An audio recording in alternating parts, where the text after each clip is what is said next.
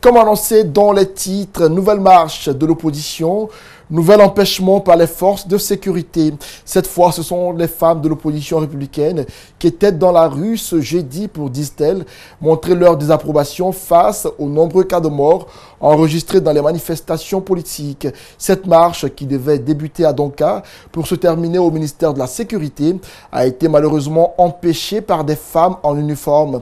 On a pu donc assister à des bousculades entre femmes. Contraintes de rebourser chemin, les manifestantes n'entendent pas s'arrêter là. Elles comptent aller jusqu'au bout. Mohamed Valek Touré et Ali Ouba étaient de la partie. Donka, lieu de départ de la marche.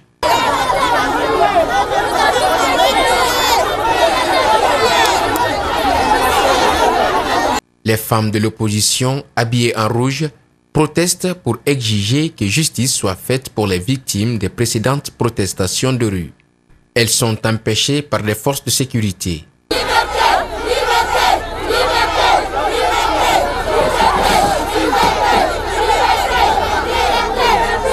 sort pour aller faire une doléance, pour demander, on a un mémorandum qu'on doit déposer au ministre de la Sécurité.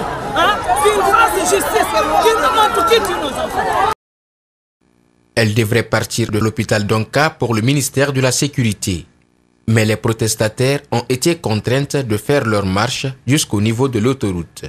Les femmes gendarmes déployées pour le maintien de l'ordre ont pu remplacer leurs confrères.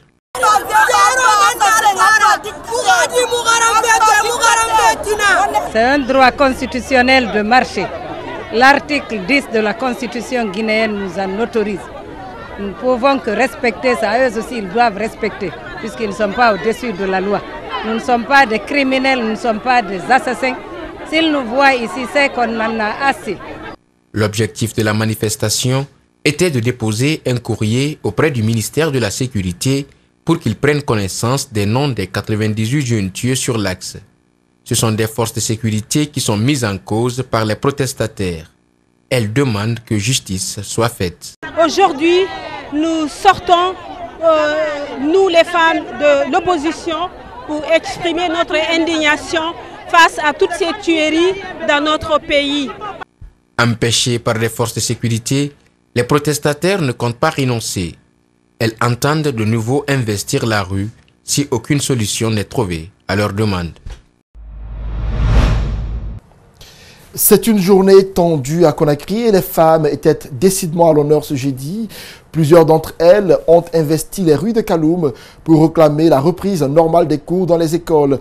Pendant ce temps, une rencontre des syndicalistes du secteur de l'éducation avait lieu au siège de l'Union syndicale des travailleurs et chercheurs de Guinée USTG. Sur les lieux, notre équipe de reportage était présente. Makiso et Ibrahima Souma nous signent en grand format ce reportage. Il est 11h à Kaloum et nous sommes au centre-ville sur la route qui mène à la présidence, le Palais Sékou Touré. Ici, la mobilisation des femmes détermine leur engagement.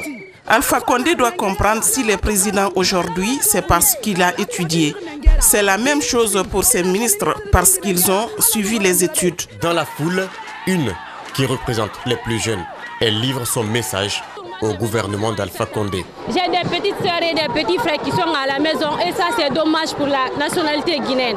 Même les militaires qui sont là comme ça à nous empêcher de nous manifester, ils ont les enfants à la maison qui n'utilisent pas. Pourquoi est-ce qu'ils ne voient pas la raison pour nous aider à revendiquer nos droits? Les enfants c'est l'avenir de demain.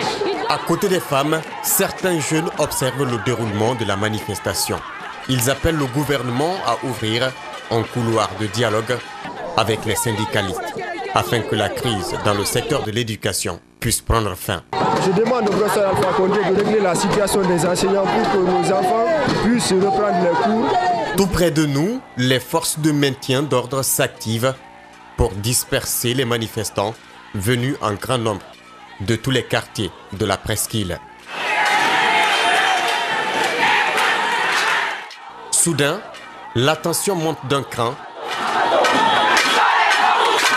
et c'est l'explosion des grenades lacrymogènes qui retentit. Ce sont des images, no comment.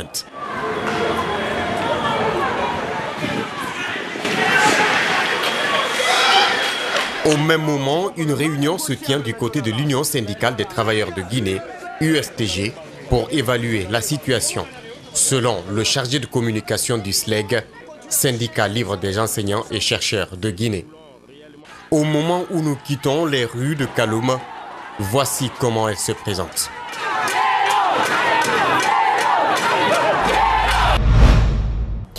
Et justement, sur cette journée de violence dans le centre-ville Kaloum, notre équipe de reportage a interrogé un membre du SLEG sur la réunion des responsables syndicaux du secteur de l'éducation. C'était au siège de l'Union syndicale des travailleurs de Guinée, USTG.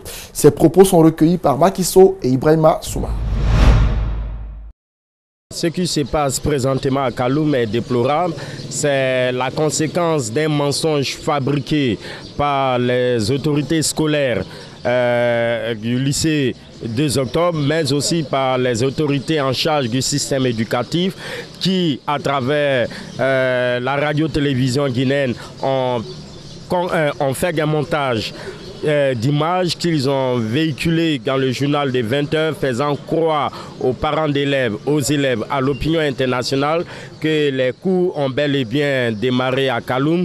Et voici que les parents, ayant eu confiance au ministère en charge de l'éducation, ont laissé leurs enfants venir à l'école.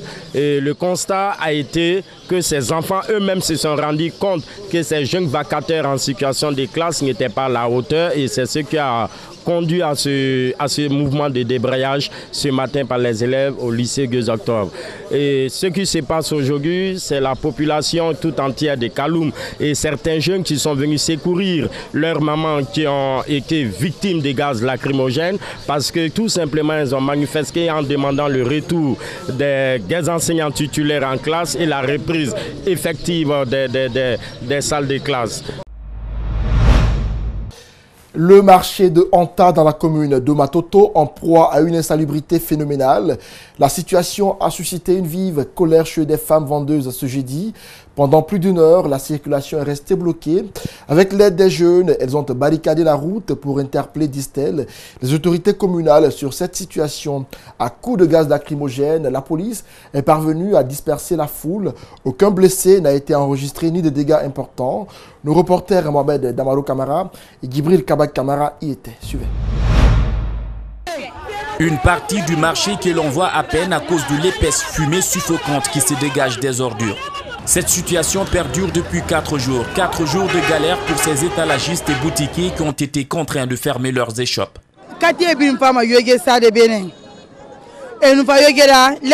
Tous les quartiers environnants viennent déposer leurs ordures ici. Très souvent, nous sommes obligés de pousser les déchets à l'aide d'une pelle pour retrouver notre place. Cela fait 4 jours que ces ordures sont en train d'être incinérées. Nous n'arrivons pas à écouler nos marchandises depuis. Ils sont incapables de nous débarrasser de ces immondices. Soutenus par les jeunes, les femmes ont érigé des barricades empêchant la circulation pendant plus d'1 heure.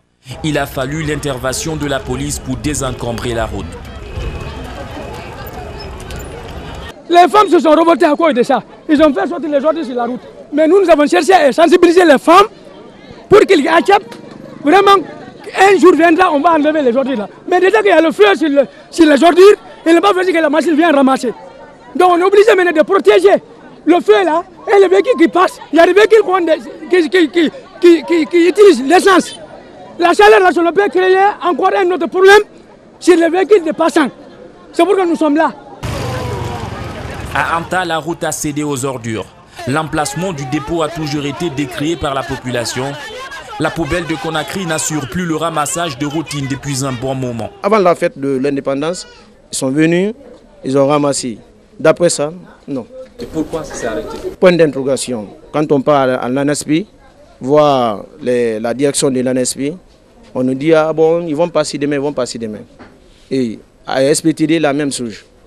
L'inspecteur général de poubelles de Conakry nous a confié qu'ils attendaient l'extinction du feu pour débarrasser le marché de ces déchets. Les femmes ont elles aussi promis de reprendre les manifestations si les ordures ne sont pas ramassées.